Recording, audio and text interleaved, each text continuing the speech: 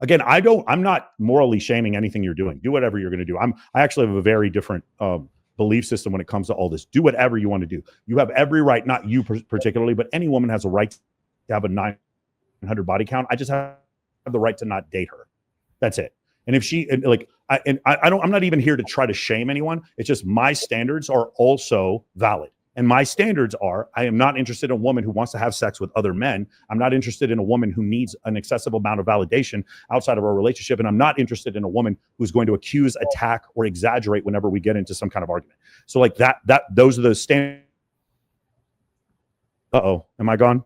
You're good, Mike. It cut for a second. Okay, good. Those are the standards. So what I'm saying is your standards are also valid, but I do think when we talk about this societally, so not me, not Victoria, not Michael, we talk about it societally, no. Most men would go into a murderous rage if you had them watch their wife be fucked by some other dude. Most men, in excess of 95%.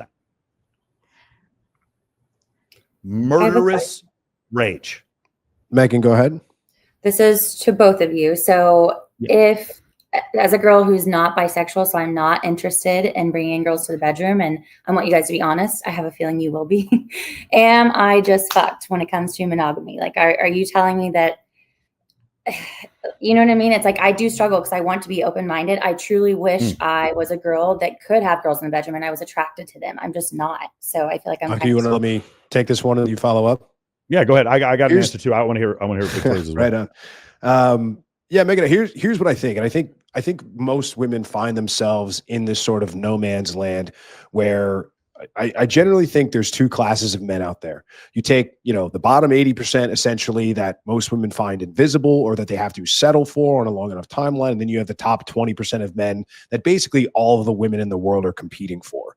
Now, generally those top 20% men they have options. They can get multiple women. They can actually command and do command relationships where it's open on my side and I'm going to run a rotation or I'm going to have other women that come around. And that's just something you're going to have to deal with. Now, in a lot of those situations, a man is not having 8 or 9 girlfriends. He'll have maybe one main chick or a wife or something like that but maybe you say, hey, like every now and then you're not going to know about it. I'm not going to put you in any danger, but I'm going to step out, get some exercise.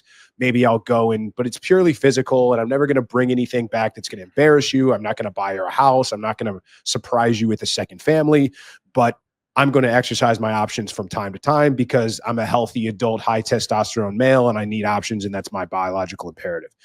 The other side of that coin is you have the bottom 80% of guys who are saying, I would never cheat on you. I'd never run around on you. I would only have eyes for you. But that's only because they can't and they don't have those options. And most of those guys are not going to be able to give you the lifestyle or be the guy that you actually want to be with. They're the guy that you're going to have to go 50-50 on the bills with. They're the guy that's going to spend Sundays in a beanbag chair and eating Cheetos, drinking beer and yelling at the TV about sports ball.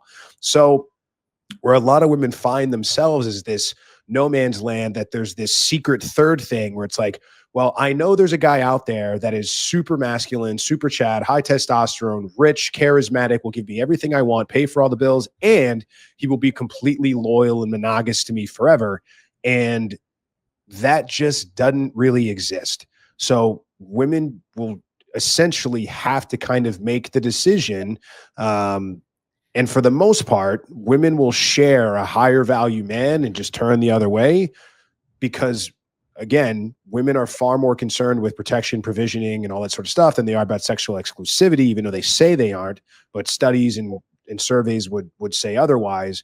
So most women are, if they want to be taken care of, they want to have the guy that's going to protect and to provide, they're going to have to probably make concessions on the monogamy and exclusivity part sexually. Otherwise, you're far more likely to end up with a guy who you're like, he's just okay. He's just good enough. And you're going to have to end up settling. But a lot of women with this, I won't settle thing. So they find themselves in this dichotomy where it's between these two and they can't choose either because they're waiting for this magical third guy to come along that just doesn't really exist. Mm-hmm. The safe guy. Well, no, they think there's just going to be Mr. Perfect, like Mr. Fantasy guy. Go with the safe guy. Yeah. Like that's what girls say sometimes, for the 80%. Sure. He's my backup option. Yeah, Michael, go ahead. Megan, you're a pretty girl. I know I personally know thousands of men who would absolutely be loyal to you and would treat you extremely well, and you aren't interested in any of them. That's that is absolutely the answer. Megan, the average guy in the United States is how tall? Oh God. What do you think? I don't know, but I like 6 feet, so I don't know the There average. we go. So he's so it's 5'9", so 6 feet. 5'9", That gives you 17% of men that you have to choose from. 17%. The average guy in the United States makes $59,000 a year. How does that sound to you, Megan? That's wild. Is it wild? So you want a guy who makes $100,000 a year? That's 14% of men in the United States. So it's not 17% and 14%. It's 17% times 14%, which is 2.3% of men who are 6 feet tall and make over $100,000 a year. Do you understand? Mm-hmm. This is not a function of are you fucked? This is a function of economics. Like, and so the problem, like what he said before, it's like, if you have these things going for you as a man, if you have options, you have so many options that it's very difficult, especially if you're a guy who was picked on, derided, picked over, friend zoned by women in your 20s. And then when you get older, and most guys, and then you get older and now you're in shape, you're a solid leader, a great public speaker, and then you run a very successful business. Now you're like, hey, when I was 23, I would have settled for any of you girls. I would have married any of you who even looked at me twice. And none of you wanted commitment from me at all. And now I'm 47 and you're telling me I have to commit right now. Wait a second.